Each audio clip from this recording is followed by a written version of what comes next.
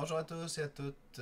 Aujourd'hui, alors que l'effet de surprise s'estompe du côté de la population américaine sur le fait que Kamala Harris sera bel et bien la candidate du côté démocrate, elle a réuni 250 millions de dollars dans le premier 24 heures de l'annonce de sa candidature. Ils ont réuni 50 000 nouveaux bénévoles.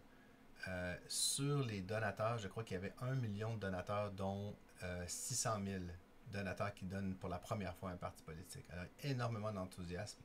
On écoutait son discours, ça hurlait, là, c'était vraiment... il y avait un phénomène, il y avait l'électricité dans l'air. Les républicains disent « Ah, c'est juste le début, c'est le sugar high, attendez-vous à ce que ça se calme. » Je dis « Écoutez, d'accord, je veux bien, mais l'élection est dans 3 mois, donc euh, on va être en début d'élection jusqu'à la fin, donc c'est pas très bon pour les républicains. Donc, c'est une question très importante de savoir qui sera le colistier, la colistière de Kamala Harris. Aux États-Unis, c'est une des seules positions qui doit être. La présidence est une des seules positions qui doit être accompagnée d'un colistier, d'une colistière. Et c'est là qu'on souvent on va ajouter une personne qui est, comment dire, qui ajoute de l'énergie ou qui ajoute quelque chose. Donc souvent, ça va être un des États qui est vraiment contesté, qui est très important dans l'élection présidentielle. Ça va être quelqu'un de connu dans cet État-là. Ou alors, ça va être quelqu'un qui excite une partie de la base qui est pas rejointe là, par la principale personne, parce qu'aux États-Unis, 50 États avec différentes réalités, c'est très très difficile, voire impossible pour une personne de représenter toutes ces différentes, ce qu'ils appellent des constituencies, là, ces différents groupes-là. Donc, du côté républicain, on a choisi J.D. Vance, qui était ce que les gens analysaient comme étant un choix arrogant de Donald Trump, parce que J.D. Vance n'ajoute rien aux tickets. Il n'est pas populaire. C'est le candidat le plus impopulaire à la vice-présidence de tous les temps, avec une cote de favorabilité de -9. Donc, si on prend tous ceux, le pourcentage de gens qui ont une bonne vision de J.D. Vance, puis on soustrait les gens qui ont une vision négative de J.D. Vance, on obtient le chiffre -9. Donc, c'est pas quelqu'un qui est populaire, c'est pas quelqu'un qui apporte un État important parce qu'il vient de l'Ohio, qui est pas mal acquis aux républicains. Et on l'avait vraiment choisi pour solidifier encore plus la base existante, puis peut-être faire un bon vice-président. Donc, c'est un choix de gouvernance, pas un choix d'élection. On voit que Trump le regrette déjà. La première entrevue qu'ils ont donnée ensemble était très malaisante. On voit qu'il n'y a pas vraiment d'affinité entre ces deux personnes-là. Il faut dire que J.D. Vance a déjà traité Trump de nazi. Il a fait une grosse campagne contre lui il y a 4 ans. Donc, on parle de regret du côté de Trump. On parle de peut-être. Moi, je vous prédis que c'est pas impossible qu'il change de candidat parce que c'est trop. Maintenant que cette élection va être fortement contestée, que ça va être très serré, ça fait pas de sens d'avoir un J.D. Vance comme candidat à la vice-présidence. Donc, regardons plutôt du côté démocrate. Je vous ai expliqué un peu la dernière fois qu'il y a beaucoup de symbolisme là-dedans et puis on essaye d'aller chercher une certaine diversité. Quand on va chercher un vice-président, normalement, c'est là qu'on insère une femme, un noir, un juif, un gay, tu sais, parce qu'on est habitué que la personne en haut du ticket soit, ou la candidate à la présidence soit un homme blanc. Mais là, cette fois-ci, c'est un peu le contraire. On a une femme noire qui vient d'un État très progressiste, la Californie, qui vient de l'Ouest. Donc, idéalement, ça prendrait un homme blanc qui vient de l'Est. C'est plate, mais c'est comme ça. Mais on va regarder un peu le détail. Là. On va les regarder un par un. Le gouverneur Andy Beshear du Kentucky. Le Kentucky n'est pas en jeu, donc déjà là, ça commence mal pour cette candidature-là. On le prend parce qu'il est jeune, parce qu'il est personable, il a une certaine popularité. Comme je vous dis, il comble bien certaines cases, donc on ne peut pas entièrement l'écarter. Même chose pour le gouverneur Pritzker de l'Illinois, mais l'Illinois est un État pas mal garanti aux démocrates. Donc, il apporte pas grand-chose à la table, mais il vient de la bonne région. L'Illinois est tout à fait proche du Michigan, du Wisconsin, un peu loin de la Pennsylvanie, mais quand même, les gens se sentiraient visés s'ils choisissaient lui. Je suis pas certain. L'Illinois a pas une super bonne réputation, donc je suis pas certain que c'est le choix, mais au moins, il coche la case homme blanc. Là. Gretchen Whitmer avait été gouverneur du Michigan, qui est un État absolument clé. Là. Le Michigan est vraiment, vraiment important. Puis c'est la gouverneure, puis elle est populaire. Donc, ça se pourrait. Ça se pourrait qu'elle soit choisie. Beaucoup, beaucoup de talent.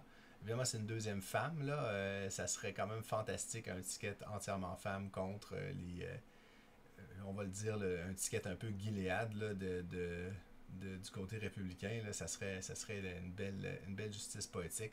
Mais les démocrates, je ne pense pas qu'ils vont y aller pour la justice politique. Je pense qu'ils vont y aller pour la victoire.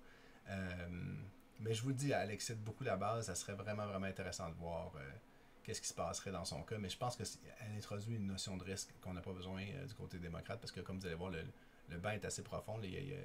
On peut continuer de creuser puis trouver des bons candidats, comme le gouverneur Roy Cooper de Caroline du Nord. Caroline du Nord est un État mauve, un État important que les démocrates ont gagné souvent récemment, mais je veux dire, c'est pas quelque chose qui est acquis. Donc, ça pourrait être un bon choix. On touche toujours pas au Midwest, et le Midwest, c'est vraiment la cible. Alors, on va voir avec d'autres candidats qu'il y a des meilleures cibles. Le gouverneur Gavin Newsom de Californie était mon premier choix pour la présidence, là, pour remplacer Joe Biden, parce que c'est une figure nationale. C'est la seule personne dans cette liste qui est une figure nationale, dans le sens que les gens, il est allé à Fox News, il a débattu plusieurs personnes, le gouverneur de Floride, Ron DeSantis par exemple, mais c'est juste quelqu'un qui n'a pas froid aux yeux, puis qui est contesté en Californie parce qu'il n'est pas assez progressiste, mais pour la Californie, ce qui est un bon signe pour ses chances au national. Mais évidemment, il y a une des seules règles constitutionnelles qui existe au niveau de la vice-présidence, c'est que les deux personnes ne doivent pas venir du même État. Donc, Kamala Harris vient de Californie, Gavin Newsom vient de Californie. Il faut aussi dire que Gavin Newsom, gouverneur de Californie, je pense pas qu'il considérait que c'est une grosse progression pour lui de devenir vice-président. Je pense qu'il va bien content de rester gouverneur de Californie en attendant son tour. Tout le monde a bien compris qu'il était prêt, donc peut-être un futur président. En fait, assurément un bon candidat à ce rôle. Je veux juste une petite question technique, là, qui est, même s'ils viennent du même État, la Constitution prévoit qu'ils ne peuvent pas être du même État au moment du vote du collège électoral. Le collège électoral a lieu après l'élection, donc il y a toujours le temps entre l'élection et le collège électoral pour une des deux personnes de se choisir une maison dans un autre État et déclarer sa résidence principale. Donc, c'est pas vraiment un vrai obstacle, mais c'en est un parce que c'est sûr qu'un ticket entièrement démocrate ne plairait pas à tout le pays. Surtout que la Californie veut pas être un peu clivante avec son rôle de conscience de gauche des États-Unis. Bon, alors je pense pas que lui, c'est certain que ça sera pas lui. On regarde le gouverneur Josh Shapiro de Pennsylvanie, qui est peut-être l'État le plus important parmi les États décisifs. La Pennsylvanie, les démocrates ne peuvent pas la perdre. Il est le gouverneur, il est populaire, ça pourrait être un bon choix. C'est un homme blanc également. Mais, des fois on dit seulement aux États-Unis, il est juif. Et aux États-Unis, paraît-il que c'est un problème. Paraît-il qu'il y a un plafond de verre. Il y aurait une justice politique incroyable de voir une femme noire et un homme juif battre les républicains et leurs supporters suprémacistes blancs. Là. Ça serait quand même quelque chose de fantastique. Mais encore une fois, on n'y va pas pour des points supplémentaires. On n'est pas en position de victoire assurée du côté démocrate, au contraire. Alors, on va vouloir mettre toutes les chances de notre côté. Il reste vraiment, en raison de toutes les autres cases qu'il coche, un candidat qu'on ne peut écarter. J'ai le soupçon que ça va jouer contre lui au final. S'il n'était pas juif, je pense que ça pourrait fonctionner. Encore une fois, ce n'est pas comme moi, j'endosse cette façon de penser. Je vous explique comment que les États-Unis pensent. Okay? Le gouverneur Westmore du Maryland, le Maryland, je crois, est l'État qui contient la plus haute proportion d'Africains-Américains aux États-Unis. Et puis, ce groupe vote à 90% démocrate, donc il n'apporte pas un État qui est en jeu. C'est un autre homme noir. Alors, pour un Canadien, c'est très dur de dire ces choses-là, là, mais ça joue contre lui. Alors, on ne verra pas une étiquette 100% noir parce que c'est comme ça que ça marche. Ensuite, sénateur Mark Kelly de l'Arizona, probablement le choix, le meilleur choix, peut-être, c'est je crois que ça pourrait être lui, là, si j'avais betting odds, si je devais en choisir un, c'était probablement lui. Pas mon préféré, mais je veux dire qui a le plus de chances d'être choisi. Figure nationale, vient d'un État extrêmement important. L'Arizona a été basculé du côté démocrate. C'est extrêmement fragile. Il y a beaucoup de batailles pour la chambre basse, là, le House, en Arizona, qui vont dépendre de la qualité du ticket présidentiel. Donc, ça pourrait vraiment être un excellent choix. Évidemment, le problème, c'est que ça fait l'Ouest longtemps. On ne parle toujours pas à ces hommes blancs qui n'ont pas de diplôme universitaire, non-college educated white men, qui forment une partie importante de la base démocrate dans les États que j'ai mentionnés, qui sont le Michigan, le Wisconsin et la Pennsylvanie, qui vont vraiment être cruciaux pendant l'élection. On peut passer rapidement sur le cas de Ginny Raimondo, secrétaire du commerce. Écoutez, j'ai une maîtrise en droit international du commerce. Je ne savais pas c'était qui Ginny Raimondo avant de voir cette image. Donc, je ne pense pas que ça va être elle. Comme je le disais, elle coche aucune case vraiment nouvelle. Donc, c'est pas mal certain que ce ne sera pas elle. Pete Buttigieg, très intéressant quand même parce que figure nationale, il est présentement ministre des Transports, le secrétaire des Transports. On l'avait pressenti du côté des élites démocrates comme étant peut-être un successeur, évidemment, éventuellement du côté présidentiel. Très bon en entrevue, vraiment, vraiment bon en débat aussi. Pas vraiment froid aux yeux, va souvent à Fox News défendre l'administration. Donc, il coche plusieurs cases, à part le fait que n'est pas très populaire, a pas vraiment, va pas exciter la base démocrate tant que ça. C'est un homme gay, marié avec enfant. D'ailleurs, il a pris un congé de paternité pendant son mandat comme secrétaire du commerce, du transport, pardon.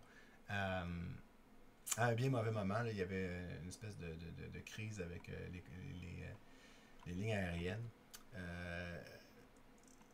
Encore, il a été maire d'une petite ville, là. C'est difficile de voir qui serait excité par Pete Buttigieg, qu'est-ce qui ajoute au ticket en termes d'augmenter les chances. Je pense qu'on peut assez sécuritairement l'écarter. Le sénateur Raphaël Warnock, pour finir, en Géorgie, un État absolument crucial, que les démocrates viennent de faire une grosse percée. Il a gagné par quelques pourcents, peut-être 1% ou 2% comme sénateur. Présentement, les deux sénateurs de Géorgie sont démocrates, ce qui est extraordinaire. Mais est-ce que c'est vraiment le ticket avec lequel les gens veulent aller, Kamala Harris, Raphaël Warnock? Je ne pense pas. Encore une fois, pour des raisons de politique d'identité et tout. Donc, je pense que ça ne sera pas lui. Donc, si on regarde la ligne du bas, je vois juste Mark Kelly comme chance réaliste. J'aurais bien aimé Gretchen Whitmer dans d'autres circonstances. Mais sinon, ça nous laisse, je crois, Roy Cooper, Josh Shapiro, que j'ai dit qui serait parfait en presque tous égards. Donc, d'après moi, compte tenu qu'on veut vraiment le Midwest, c'est très difficile. Je vois Mark Kelly et ma foi, je vois personne d'autre. Je veux dire, je crois que ça va être Mark Kelly, honnêtement, ou alors Josh Shapiro, qui serait quand même un choix audacieux du côté démocrate.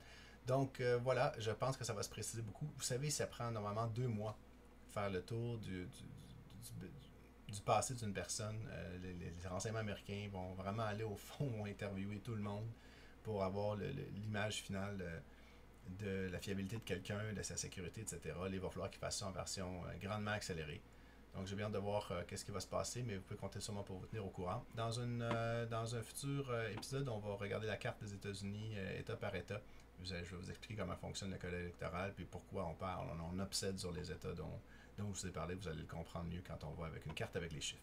Alors, sur ce, passez une excellente journée et à la prochaine.